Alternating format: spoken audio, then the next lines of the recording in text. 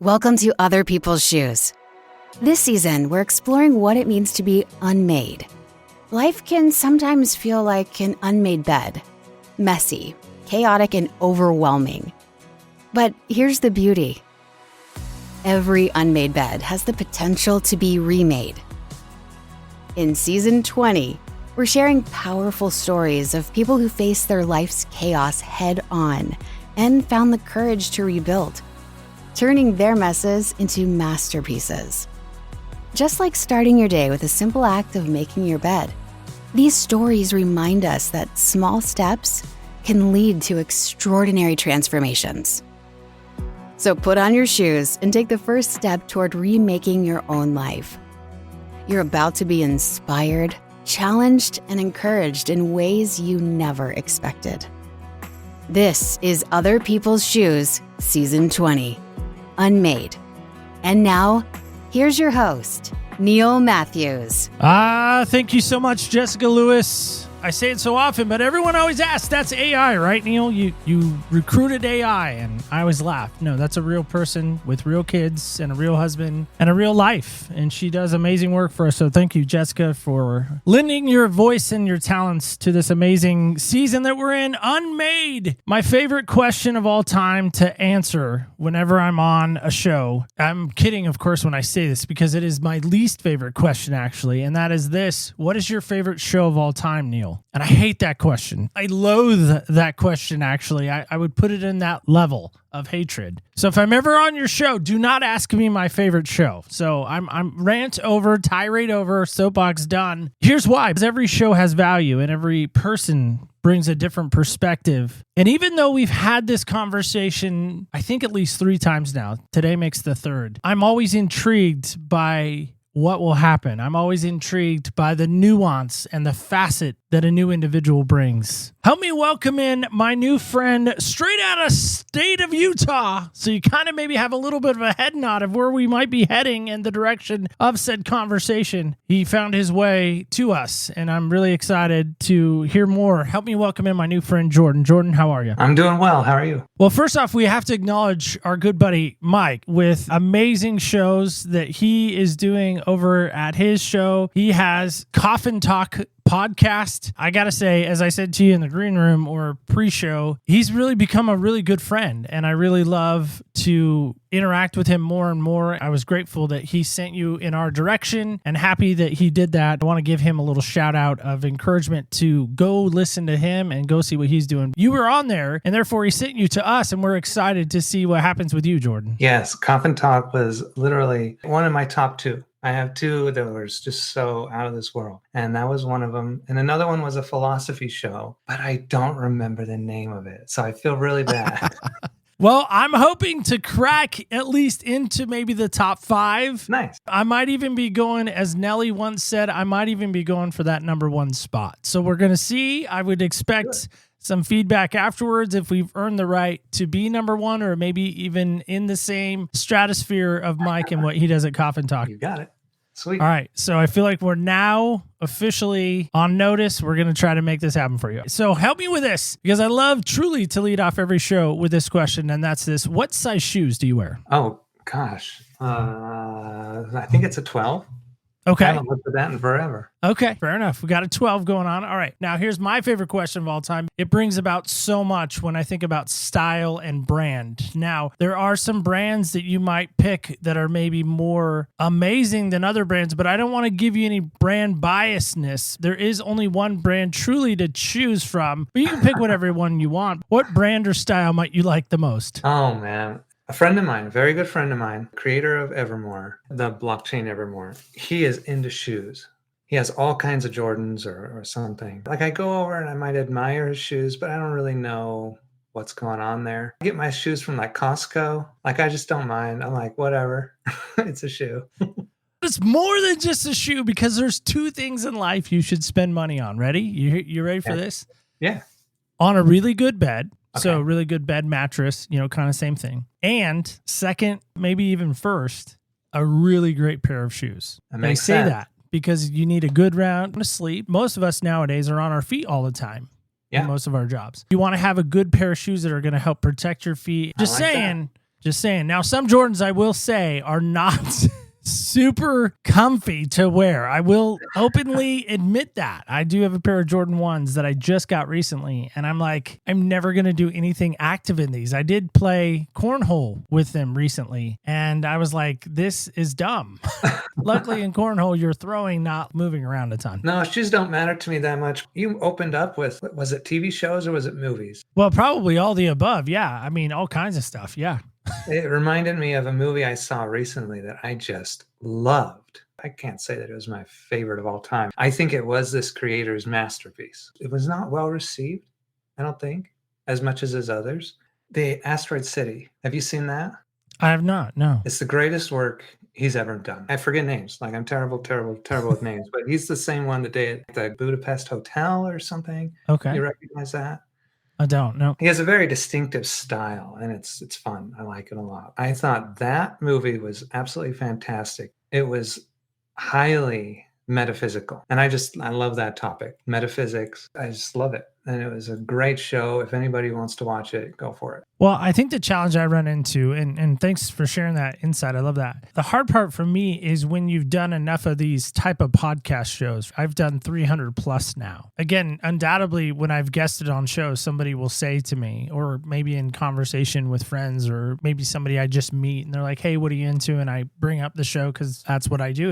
It's like a baby to me, or a child. And it's 6 now, so it feels very much like a child because it takes needs, and you have to spend time with it and put time into it. Like any good hobby, right? Somebody will say, well, hey, what show should I go listen to if I was going to, what would you recommend? And even that I struggle with because I'm like, my favorite show might not be someone else's favorite show. Right. So I generally will say, hey, there's 300 something to choose from. Pick one. You'll probably make it. And if you don't like that one, guess what? 200 something others that you can choose from. So yeah, I like it.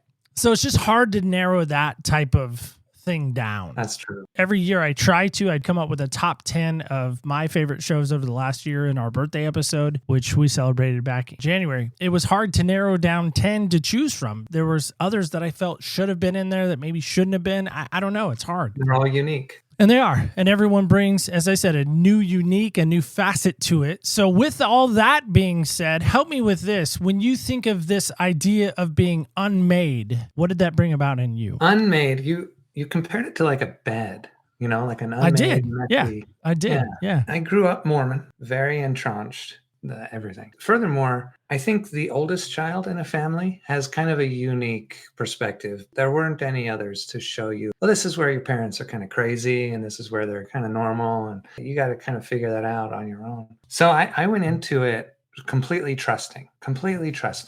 And by the time I was like 22, 21, 23, this is not working at all for me anymore. I felt like a complete mess. I didn't know where I was going, what I was doing. I was just totally disarrayed. That's what it brought up for me. So how many brothers and sisters do you have? I have 1 brother and 3 sisters. How many of those siblings are still, we'll say, part of the faith? And I'll use the word faith loosely. Oh, 1 of them, I think. My brother figured it out before I did, my younger brother. While I was off on a Mormon mission, he was like, I'm not doing that. So he figured it out. Then I came home and I left the church, and then the others followed quite years after that. By now, I think there's only 1 that still kind of goes to church. You never know because people go in and they go out. I was such a strong believer, true believer, that you can't go back. I think for most people, religion isn't about what's true and what's not true, like at all. Like it doesn't matter. It's about the camaraderie and the community and this other stuff the doctrine says or the theology. Who cares about that? For other people, being more moderate and more rational in many cases, I think religion can be a great thing. Maybe some of my siblings are kind of treat it that way, where I was very strict. I was very much a believer or not a believer. It was about the truth for me. Zealot? Would that ring about? Would that bring about some things? Okay. Yes. Zealot. Just so I can kind of, again, I'm familiar with that word as being very staunched, very strict, very, if it's black, it's black. If it's white, it's white. If it's purple, it's purple. If it's green, it's green. Exactly. It's just how it is. There's no going back. What was the moment that you finally woke up, would you say? Or am I putting words in your mouth? I think that's a great way to put it. Woke up. It comes down to denying yourself, I think, for me. What it came down to was denying, deny. So I felt so boxed in by these religious strictures, that I took very seriously. It wasn't a joke for me. You have to be perfect. I mean, that's kind of the idea. Since I felt so boxed in for so many years, didn't enjoy my life because of this, I eventually was able to recognize that. But I'll say I did not start with religion. When I wanted to kind of break out and become free, I couldn't start with religion because it was so intertwined to my identity. So I just couldn't do it. I had to start somewhere else. What do you mean it was intertwined with your identity? When you're LDS, Mormon, growing up in that kind of faith, you're not baptized as a baby like they do in the Catholic. You're baptized when you're 8 years old. The story is, by the time you're 8, you know what's right and wrong. Before then, you can't sin. You literally can't do it. Everything you do is perfect. You don't know what's right and wrong. But when you're 8, you're mature enough to be able to listen to that voice that tells you what's right and wrong, and you can make bad decisions and you can sin. So at 8, we got to baptize you because that's how we get rid of our sins. We get baptized, clear them out, and then we're part of the church. We can go take the sacrament every week, clear out those bad sins we did, and kind of renew covenants to become perfect, right? That's the idea, is you're progressing towards perfection. I told my parents, I remember thinking about it like 5. Do I really want to get baptized? This is kind of weird. And 6, I'm not so sure. And then 7, I remember telling my parents, so we're walking around in the Smith's or some grocery store, and my mom sees a friend of hers and they start talking, and she leans down and says, "Oh, you're almost 8. Are you going to get baptized?" And that's kind of the topic of conversation at that age. Now, if my parents had asked me, I don't know what I had said. I might have been a little nervous. This innocent, honest, I could take it that way, question from a stranger, I thought, well, maybe this is my chance to kind of voice my concern, if that makes sense. And so I said, I don't really know. I'm still thinking about it. And that was not what she was expecting. The point is, it was around 8, right before 8, that this was in my mind. And I had a religious experience at church. One of those experiences where you're crying and, you're feeling the spirit and all that. And I took that to mean, and I knew I didn't have to, I knew I could interpret it any way I wanted. I took it to mean, this is God speaking to me that this is the right church. This is the choice I should make. Go into that church and believe it. That kind of experience just created this fervor in me. Truth has always been a really high value to me, the highest of my hierarchy of values. I was into science and figuring things out, what is the truth? It's a big deal. You talk about at 8 making this decision to get baptized. And then you talk about how you have this kind of Joseph Smith, I hope it's not a bad parallel, but a Joseph Smith, almost maybe not the vision and the angel coming. Right. This experience where you're like, okay, God's giving me that confirmation. I'm supposed to be here. This is what I'm supposed to do. Okay, cool. I'm going to go get dunked. That's right. How does that 8-year-old you change to then the 18-year-old you 10 years later, or maybe 11 years later when you hit the mission field? Because that's probably about when you'd hit the mission field, I would think, right? 18, 19, right. Somewhere in that time range. Follow the premise right through. Okay, if this is true, then it's actually true. And what does it teach? That it's the only true church on earth, that it's here to save everybody. I was ready to go on a mission right then. I was like, let's do it. So I had to wait. And most of the young men that go on missions, they don't have this kind of experience or the fortitude or whatever it's called. True belief. It's kind of like going with the flow because this is what society does. And a lot of them were kind of nervous to go out on a mission. And they're like, this is 2 years. This is going to take a lot of my life. That first night, you'd hear stories from the missionaries. That first night in the MTC when they kind of realize, oh no, this is for real. It's actually two whole years. They kind of might have a freak out moment. They can't sleep that night. I slept like a baby. Like that first night, I was like, this is exactly where I've been wanted to be for so long. Then the disillusion actually started coming on the mission. Wasn't well received. I had to espouse a lot of things that sounded crazy. So it starts to come unravel while you're on mission. It came unraveled for me. Most of the kids that go out there at that age, they ravel it up. They're knitting it together. They're brainwashing themselves with all the content, all the material 24/7. And me, I was like, no, this is all coming apart. And I didn't really figure that out until after, but I was demotivated, like the whole mission. When I came home, I still had the identity of Mormon And I was like, yeah, I didn't have the wonderful mission experience that I wanted. How could you, like, So would the 8-year-old you recognize the 18, 19-year-old unraveled? oh, I don't know. I don't know. I think yes. Yeah, I think so. So if I gave you an opportunity somehow to have dinner or a meal, maybe you're not a dinner guy, maybe you're more of a breakfast guy or a lunch guy or a brunch guy. Sure. With Joseph Smith and Brigham Young, two of the real key figures in Mormonism. Have you ever let your imagination wander of what that conversation would look like and maybe what you'd ask them? Oh, I have not. That is an interesting question. I thought you were going to say dinner with your eight-year-old self. What would you tell him? No, I mean, that's fun, but I flipped it on you, see? I guess there's two answers. The one I would have had when I was Mormon, I would have been all about the theology and, hey, let's talk about, this deep doctrine. And now the conversation would be a lot different because I'd be like, you made all this up. I don't know what questions I'd ask. Be like, what are you doing, man? Would you straight up tell Joseph Smith that he made it up? If you had an opportunity he made to it tell up. He didn't see God. I mean, come on. I mean, maybe he didn't. Maybe he was having a psychedelic trip that day, and he did see God. I don't know. At the end of the day, he was a cult leader. I guess that's it. I mean, he's a cult leader. So would you put him in the realm of like a Jim Jones or a David Koresh? Possible. I don't think he lived long enough or had a cult long enough. He died at like 33, right? Or something like that. Right. Carthage jail, right? Yeah. I don't think he lived long enough to like completely self-destruct the cult. Maybe they didn't self-destruct as much in the old days. I don't know. I don't know. Put him in the realm of somebody who's got a silver tongue, very charismatic, and people will listen to him, and he is very greedy, wants treasure.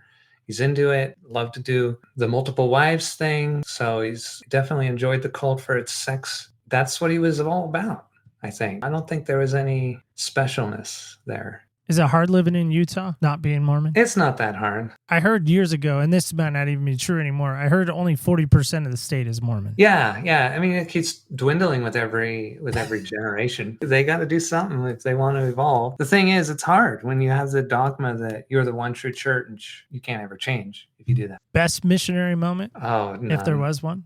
None of them. None of them? Not even one. Where'd you go? I went to Iowa. You went to Iowa? I went to the Midwest.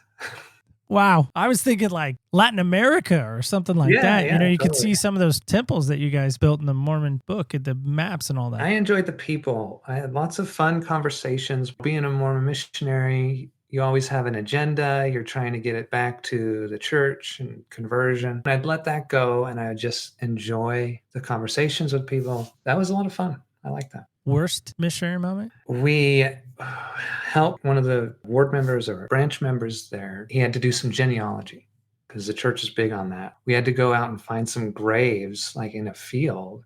And this field was infected with chiggers. Do you know what chiggers are? Yeah, I'm familiar with them. Yeah. Yeah. So being from Utah, we don't have that. So I had no idea. Got a really bad infection, which I didn't know how to treat. We were disconnected from the world. We didn't have internet. Didn't really know what to do there. I just got a really bad infection from that. That was the worst part of the mission.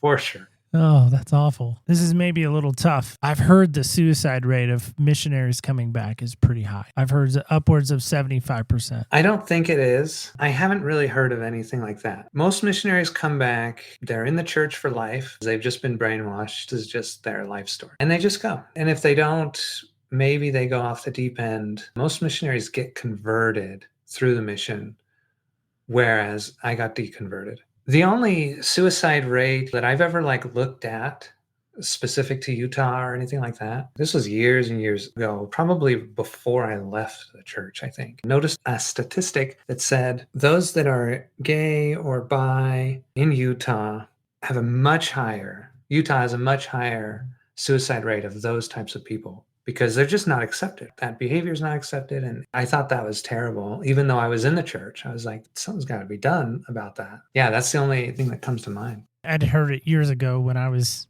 in my Mormon stage, we'll call it. I was heartbroken by that. I was absolutely heartbroken by that these young people, men and women, young kids really, being exposed to, for some of them, the first time real life and pushback of their faith. They can't handle it. Right.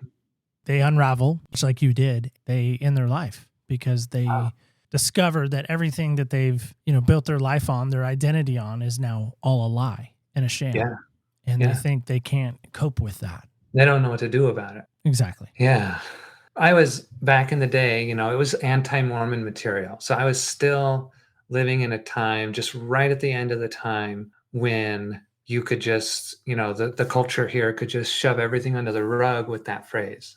Oh, it's just anti-Mormon material. Most people don't really care about us Mormons being wrong, but some people do, and there must be something wrong with them. It's anti-Mormon. Now with the internet and everything is just wide out in the open, you can't avoid it. And I could see how that could be a problem. Yeah. I had to come to it on my own terms.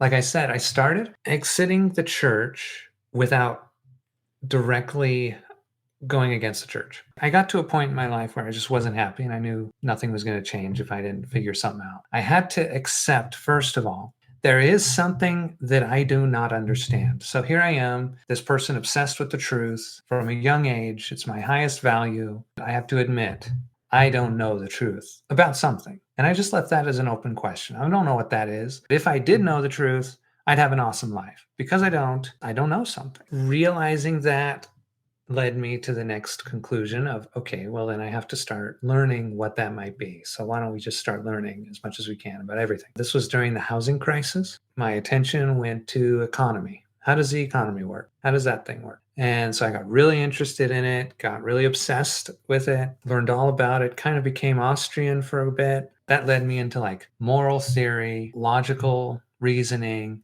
political thought. And so I kind of branched out from there. It was changing the whole time. I could peel off some of these layers that didn't matter as much to me. Oh, I'm somebody who doesn't know anything about the economy. Well, let's peel that off. Now I know something. Okay, so that's my identity there. And I could pull off this, oh, I'm a Republican because everybody around me has always been Republican in this state. Am I a Republican? Well, no, I can't do that anymore. Now that I've looked into it, I'm like, no, that's not for me. I could peel off these layers and eventually I could really go for the big one, which was religion. I had to build up my strength, in other words, to get there. And once I did, it just fell apart instantly. It was like overnight. So maybe that's what happened to your friend who was kind of high up in the church and it was just overnight. You're referring to Sean McCready. Yeah. He was a past guest. I tried to subscribe to that channel. I tried to even read the Book of Mormon. I'm not a strong reader, and so maybe I could have got it on Audible audio, and that may have helped in my learning process. The thing that got me was the Hill Cumorah in New York. The million-man battle that took place, that the church owns the grounds and owns a visitor center there. They've never once excavated. They've never once dug in the ground. I mean, maybe except to make the visitor center. Maybe that was the only time. Yeah. But even in that, they didn't find anything. The other one for me that I couldn't get wrapped around is you and I could jump on a plane right now and we could go to Bethlehem. We could go to Israel. Yeah. We could go to Jordan. We could go to Rome. We could go to these places, Galatia, modern day Galatia. We could go to these places, Corinth, that the Bible talks about. We could easily find them. Yeah. There's maps. There's the National Geographic, the Smithsonian. I mean, these high intellectual accredited places who kind of come in and verify geographical sites. Not one Mormon site has ever been found or verified. Yeah. And there's a whole team of people at BYU, Brigham Young University in Provo, called Farms. Their whole job is to dispute all the stuff that comes through. Yeah. And I asked the missionaries this years ago when I met some, as I told you in the green room, I have that kind of started my Mormon journey. And I said, fellas, what do I do with that? They had no answer. So I'm going to ask you, if you were my missionary in my house all those years ago, what would your answer be to that? I would have said something like this. The places and events that happened in the Book of Mormon happened hundreds of years before the white man settled these lands. So therefore, just so much stuff happened in between that those places are unrecognizable. It doesn't make any sense. I mean, really. Nope, it doesn't. You're right. It's like Occam's razor. It's like, well, what's more rational? That all these places were described in detail and we could probably figure it out if we wanted to, or it just wasn't true in the first place. It was just made up. It's Tolkien's world. It just doesn't make any sense. People will say like, well, try to go write the Book of Mormon. Try to go write it. Like, can you do it? And it's like, well, Tolkien did it. His series and his books are so real. They're just as real as this made up book. They have so much detail and songs and languages and everything. Jesus to you is who? Now, these days, Sure. he's a symbol to me. Yeah, a symbol. I don't really entertain the question of whether or not he was a real person that lived on the earth. I feel like I just don't need to go the literalist route anymore at any scale, like at all. I think it was Jordan Peterson that kind of helped me see that because I left the church. Jordan Peterson got big like maybe 2 years later or something. Listening to him and seeing how he looked at the world as completely as symbols, I realized, oh, that's how everybody else is a moderate, because they don't take every single word of doctrine completely 100% literally and have to tie it in with everything else. They see it as symbols, at least like implicitly. To me, now Jesus is a symbol of the person who will always be, I don't know if it's always be true or always be something ideal. I'm not sure exactly how to put it at this point. The suffering that is promised to somebody who's like that doesn't matter to them. They'll take the suffering. It's okay. He's just a symbol of kind of the ideal man to me, the ideal person. Can he save you? Maybe. If I take it seriously and I actually behave that way, and if that premise that I should is true, then yes. This term save, before I joined the church, I'm a little kid and I'm sitting there and I'm listening to what they're teaching me in primary school. You go to church and you go to primary school and they tell you stuff. I had an inkling. I was like, okay, so you're telling me, you're trying to piece things together at that age. You don't know what the hell's going on. I was able to piece together that they're saying, you're going to get eternal life if you believe in Jesus. And then later on, I figured out that that's kind of what people mean by saved in other religions. When they were like, I was pretty excited about, hey, that's a good deal. I was on the fence before. Maybe I should look into this. When I figured out that they were saying, no, you get eternal life after you die, then you get to come back to life and live forever or something. That's when I was like, really? Maybe this is just you adults having a lot of anxiety about death. I understand why that might be a little scary. It sure sounds like you're just making up something that's going to help you feel okay about dying. And so I had these kind of thoughts when I was like, should I really join this church, or is it all just kind of, I could see it going both ways, because I don't know, I'm 8. If it's real, could be. Everybody seems to believe it. But at the same time, I don't know. I had a lot of skepticism. How do your parents feel about you no longer at the church? They were very surprised. Like I said, I was the fanatic of the family. Like I was the zealot, as we lovingly call the you. zealot of the entire extended family. Like I was the nut. They were very surprised that all of a sudden one day I was like, yeah, I don't go to church anymore. I think it bothered them for a while. Give it like maybe a year or two. Bothered them. They had some conversations with me about things. Now they don't really seem to care. They're just like, well, he's doing all right. So no regrets about leaving? No. I think they might have been afraid if you leave the church, you lose things that the church is providing. And the thing that it provides for a lot of people is a default moral compass. And it's like, hey, look, the church says don't do this, don't do that. And that's your moral compass. And if you haven't never thought about morality, that's fine. You just take that and you're like, that sounds rational. Go for it. But it was actually, like I said, I got into economics and how people are influenced by money.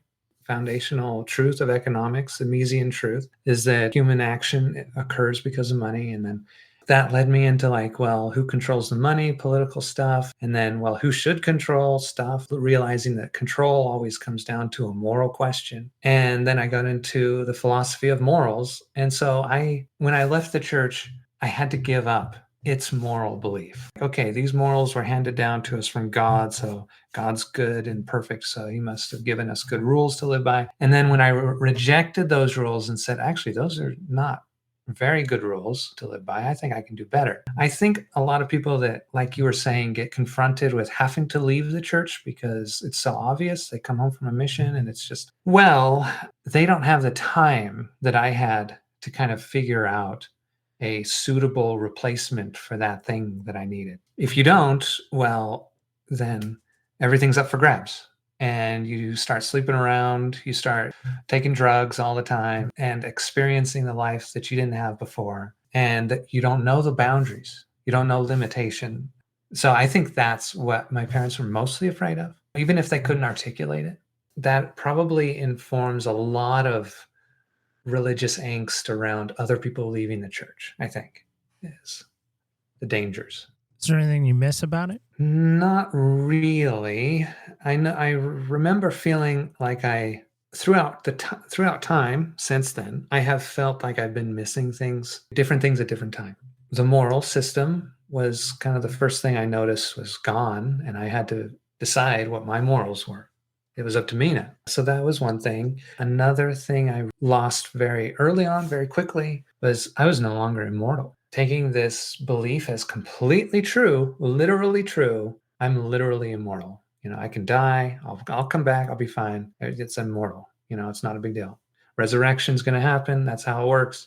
When you leave, you become mortal. You realize, oh my God, I am going to die. And this is one of the reasons why death is such an important topic to me, which I went on your friend's podcast and his podcast is all about death. So I take it very seriously. And so I became mortal again. I missed that kind of, I don't know if it was like a state of innocence or something where you get to, ignorance is bliss, I guess. You get to believe, no, I'm not in any mortal danger. There's that. I remember missing that, even though I knew it was like, okay, I don't miss it anymore. I'd rather be informed. And the camaraderie or the community, I kind of felt like I missed that for a little bit. Don't mind it. So no, I guess. Do you think people should stay in Mormonism? Your personal opinion? It's totally up to them, because you know what? If you're not a religious fanatic, and you could do that with anything, you could attach to gender politics. Anything that you can attach your identity to can become this way for you, like it was for me. I would say if that's what you're doing, then you probably want to work your way out of it as slowly as you want. That's probably a good idea. That'd be my suggestion. Otherwise, maybe you're a moderate and it's just you don't go there for those kind of things, and it's not bad for you. It's fine. It's not a big deal. You called it a cult. Yes, it was a cult in the 1800s. What it was like past tense, not any longer? Well, I can't think of one that hasn't. I might be wrong. So I'm going to say all religions start out as cults. They have a life cycle.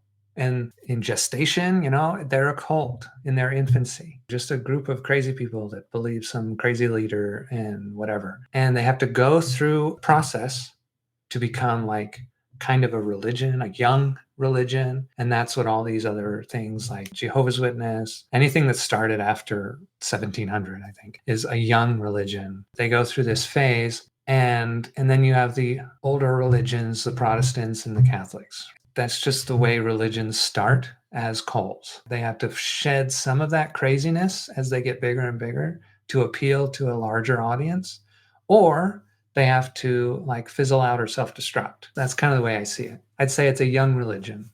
When I hear the word cult, it takes it up a notch. Yeah, it's emotional, right? It's kind of loaded. Right. So that's why I was curious if you still thought of them as a cult. Because again, in my mind, if someone's in a cult, the human nature in me wants to free them, wants to save them, wants to rescue them. Totally. I get it. I would say being very my highest value is truth. So I try to use language exactly as it's supposed to be used. When I say cult, there's one definition of that. Well, let's go from the smallest to the largest. There's a definition of that is like you're a Jim Jones cult kind of situation, and it's very dangerous. You should be careful. You should get out. There's another definition that's like, okay, you're in a young religion. What's that one Tom Cruise was in? That crazy one? Oh, yeah, Scientology, which has a lot of Jehovah's Witness linkage. Yeah. So Scientology, like if you're in that, that's a young religion, came out of its cult situation very quickly. And so it's very cultish. And then you have the Mormons, and they're a little less cultish. You could still say cult. And then you get all the way up to the Catholics and you say, this is a religion. Technically speaking, you could still use the word cult because they all believe the same thing, have some kind of dogma, some kind of doctrine. And so you can take it all the way up, and you can even go further than that. That's how far I would typically take it in a conversation. Is every religion is technically a cult, and every cult has the potential to become a religion, kind of like a caterpillar, you know? I mean, that's all. That's a good way to look at it. I like that analogy of the caterpillar there. So when you think about your time in Mormonism, was it wasted time in your mind? Relative to some desires and some potential outcomes, yes, for sure, it was wasted time. Relative to just my whole being, I would say no. It made me into who I am, and I can't really be any other person. I would say it was fine. It was neither good nor bad. It was just what was. If you want to look at it from a perspective, like, would you experience X, Y, or Z? More likely, if you hadn't had that experience, yes, then you could start to classify it. Otherwise, I would say either way. Do you stay in touch with anybody you were on mission with in the church? Not really, honestly. Not really. I talk to some of the missionaries or some of the other friends occasionally. Some childhood friends I still stay in touch with. Not from the mission specifically, no. So I would imagine, again, being in Utah, that there are missionaries even in Utah, right? Oh, yeah. Stand to reason. You know what they do? What do they do? They take all the hot female missionaries and they put them in Utah. They put them, well, I don't know if this is true. From my experience, seeing female missionaries everywhere, I think they take the hot ones, they put them here so that they're walking around Temple Square and they're greeting, and they, this is kind of the face of the church. So there's missionaries even in Utah. Well, I'm going to imagine just for a second, with my imagination, you move to, let's say, Colorado, or maybe even Oregon or Washington, or you move out of Utah one day, and maybe you have a family, you got a wife, you got some kids in the yard, maybe a dog, nice white picket fence. Forgot about this life in Utah in some respects. Sure. It was what you did in your 20s. All did dumb stuff in our 20s. Yeah. I think everyone's hands up when they say, oh yeah, I did dumb stuff in the 20s. And maybe you're outside playing catch with your son or your daughter. Dog's in the yard, wife's doing some gardening. And lo and behold, you recognize the walk, you recognize the badging, you recognize the white shirt and the black pants. Yeah, the voice. They have and a the specific voice.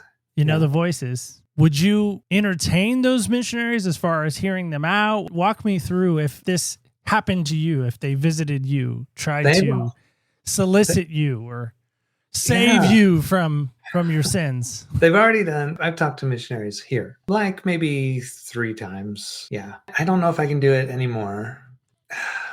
I like to, okay? Because first of all, I like to talk about metaphysical things. Okay, so if they're really in the church because they're like interested in that too, like I'd love to talk to them. Right? I love it. The other thing is I would like to help them from my perspective. Who knows if it actually is helping? I would like to kind of try to open their eyes because I would have appreciated that for me. I think.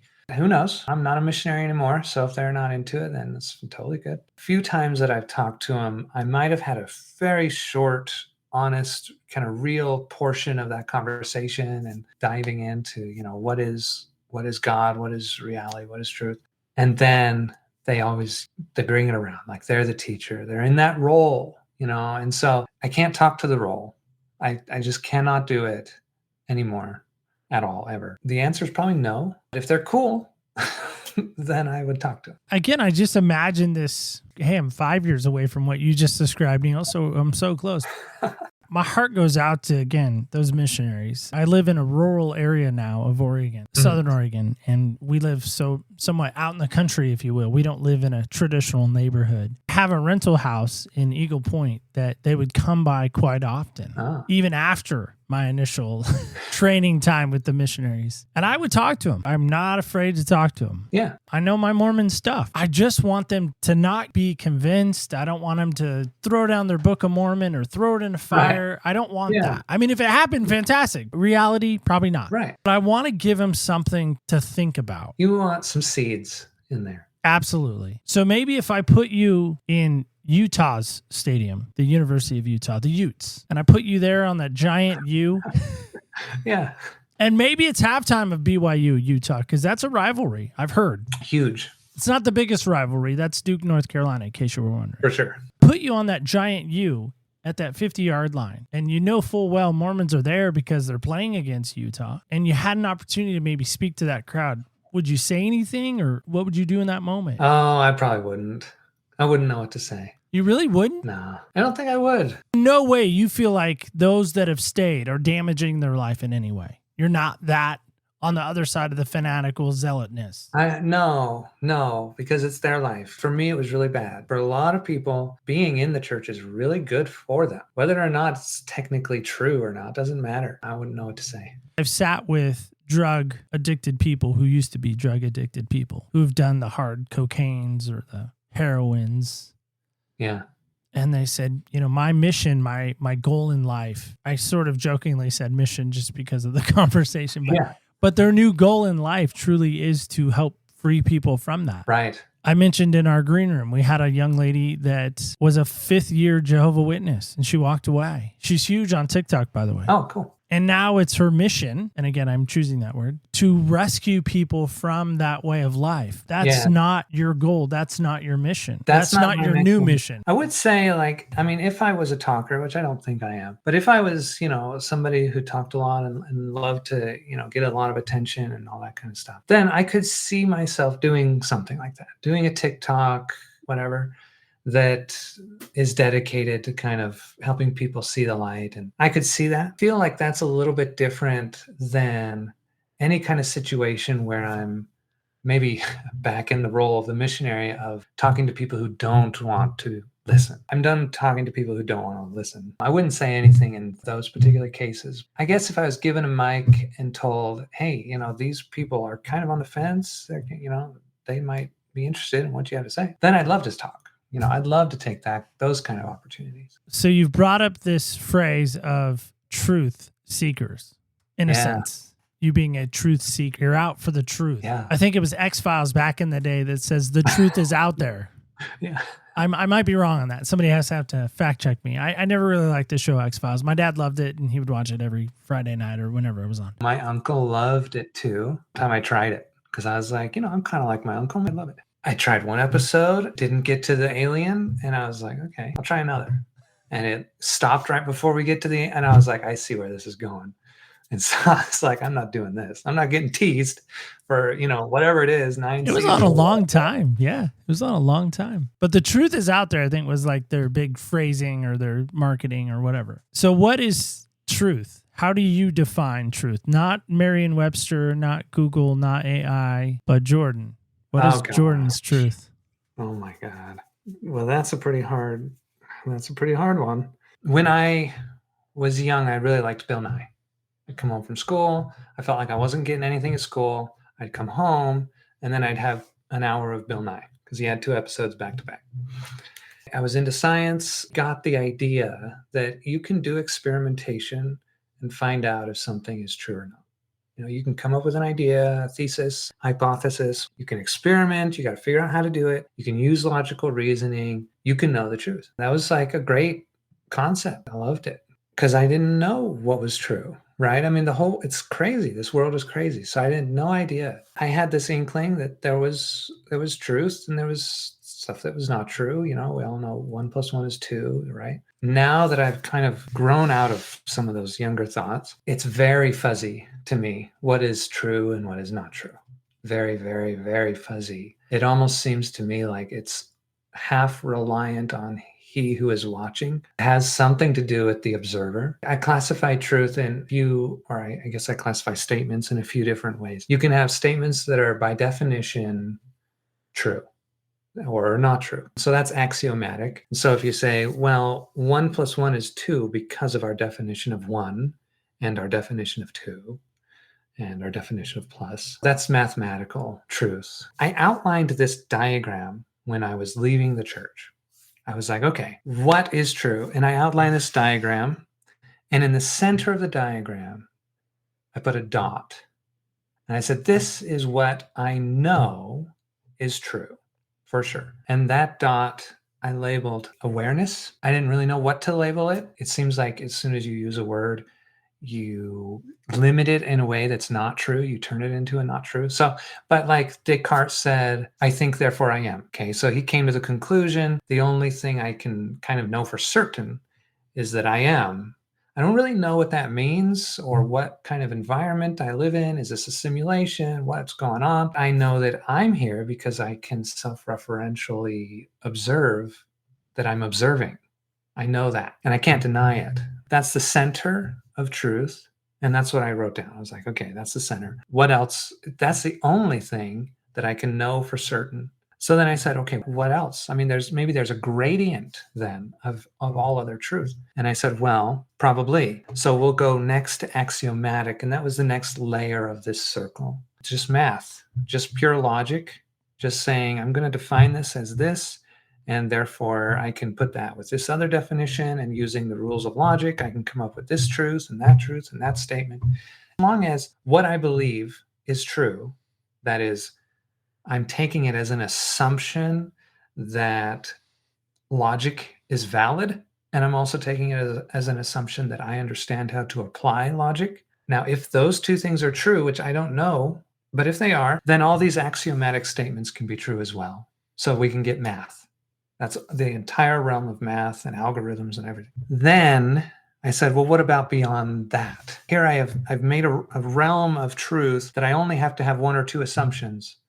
And if those are true, then everything else is true. Well, that's great. What about at the real world? I'm out here walking around in the real world and I'm watching stuff, and I don't have time to do all the math on everything. And there's a realm outside of that circle that I labeled kind of like experimental. You can experiment and you can kind of get a good idea of what's probably true. And then there's kind of a realm of this still observable space, our world that we live in, that is not observable, but maybe you can come up with some statements. It's very hard to experiment on. It might still, you can see a way that maybe you could experiment on it with like infinite technology or something, right? This layer is the layer of things that you don't know and you cannot know, but you can come up with a question about it. Favorite thing in this group is, what is the one-way speed of light? This is something you might think, oh, we could know that if we had enough technology. But actually the truth is it's impossible to measure that no matter what kind of technology or energy you have. You can't measure it because you have to measure the two-way speed of light. It has to go out from you and come back to you in order to be able to measure it. The one-way speed of light is in that realm, and everything in that realm is, the question is kind of mistaken. It's weird to ask that question. It doesn't make any sense. Or another way to think of it is, yeah, go ahead and ask that question, but the answer is everything that it could be is the correct answer. It's everything it could be. Beyond that is everything that's not true by definition. The last section was stuff that I can't experiment on, I can't reason about, I can't think about logically, and that's just the unknown. If I can't experiment on prayer, I don't get answers from prayer, then why should I believe in this God versus Zeus? So I put all those gods and all those ways that reality could be unexperimentable, in that realm. And it's like, well, there's really no reason to choose one over the other. So you just kind of ignore that realm. And then beyond that is just what's not true by definition. So everything that's not true. This is my map of epistemology. I kind of feel like that's an important map to have. I've never seen anybody else draw it out. If I had to define like truth in any kind of meaningful way, I'd probably have to provide that map. So when you put the Book of Mormon against that mapping, it falls short. Yeah, it belongs in the realm of something I can't verify, which is fine. It exists, it's here. The claims that it has made, I can't verify. And so I shouldn't give them any more credence than I give Zeus, because I can't verify if Zeus is real. The struggle I run into still to this day is exact thing that we were talking about, is the idea that I can't verify it's true or not. Right. Almost makes me angry. And when I say angry, not like I'm throwing fists and screaming at them. Don't like feeling like I'm lied to. Ooh, I felt very angry about that when I left the church. I'm being hoodwinked. Yeah. I like magic, magicians in Vegas and things of that nature. Sure.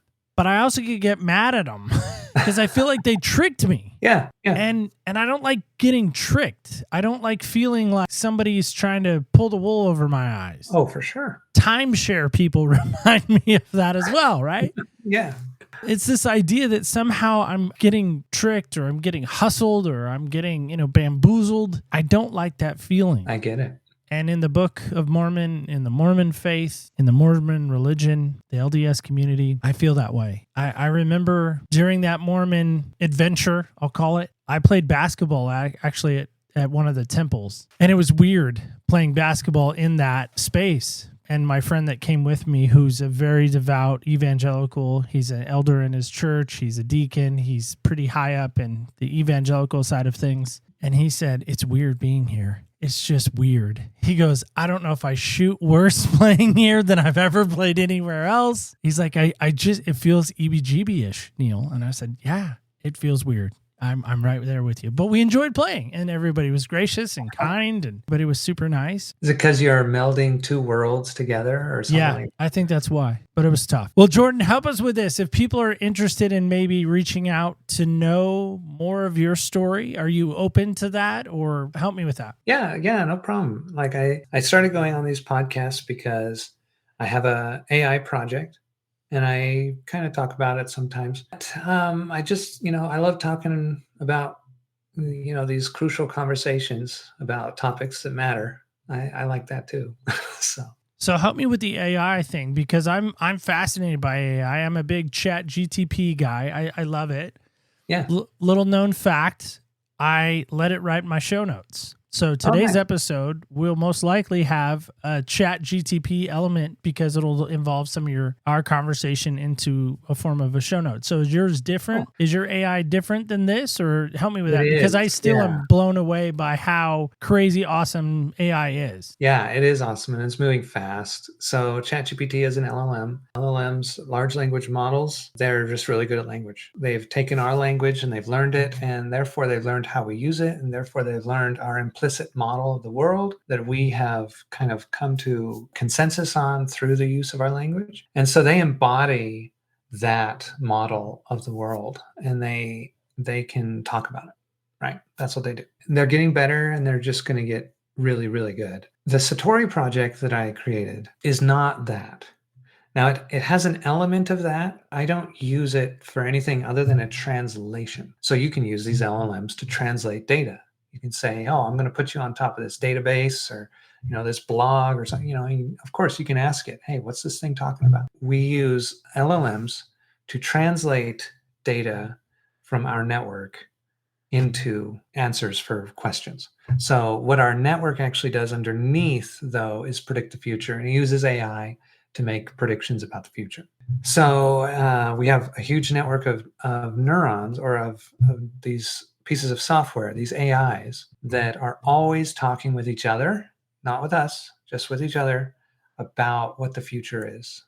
They're always trying to predict it. That means they're always coming to consensus on what they think it will be. They're kind of weeding out like weird things that could happen and saying, well, the most rational thing given this and this and that and this is this, I think. And then another AI comes on and says, well, I make this prediction. They're competing and they're cooperating to get the best model of what our world is in a temporal domain. Then we use the LLM to translate that model into English so that we can ask some question about the future.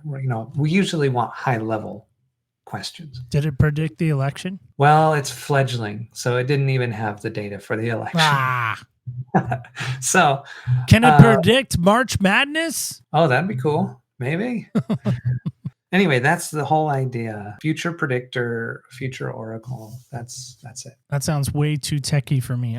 There's a techie level, and then there's like that level, I feel like. And that's way above my techie level. Jordan, I did want to say, honestly, thank you so much for what you gave us today. I really appreciate you letting us kind of walk through that Mormon deconstruction. Oh, yes. And that caterpillar type moment. I really liked that element. I almost want to call this episode The Lost Caterpillar.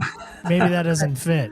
Hey, whatever. I love it. Because the caterpillar's whole premise, right? It's eating, consuming information. That's right. Yeah.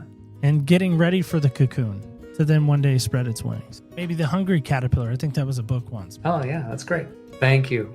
All right, guys and gals, kids and campers alike, that is it. That is all. What do you guys think of that? Was I a little anti-Mormon there? A little anti-LDS? I'm sure I'll get some feedback on that. But it does make me think, truly, about what Jordan said. He has a great name, by the way. We didn't even acknowledge that in the show. We should. So here's my acknowledgement. He has a great name. Maybe because it reminds me of that great Carolina basketball player, there's the reference, worked it in, that Jordan did take flight. He did soar. Okay, he had some Jordan 4s to help him do so, by the way, but he did take flight. So maybe for you, maybe we think back to that hungry little caterpillar. Is there ways you can consume some truth? Is there ways you can realize and recognize that maybe some areas in your life you thought you knew about, you really didn't know about? Those areas where you thought you felt like you were flying, but really you were still on the ground looking up. So maybe ponder that this week and ask yourself, what is truth? And is it helping me soar, or is it perhaps keeping you grounded? Let me know. OPSpodcast.com is a great place to let me know. You can let us know on the socials at OPS Podcast Show under Facebook, Instagram, and X. And don't forget this before we go. Do not forget. Remember, when you walk in other people's shoes, you really do get a different perspective on life. Thank you so much for listening, and stay tuned till next week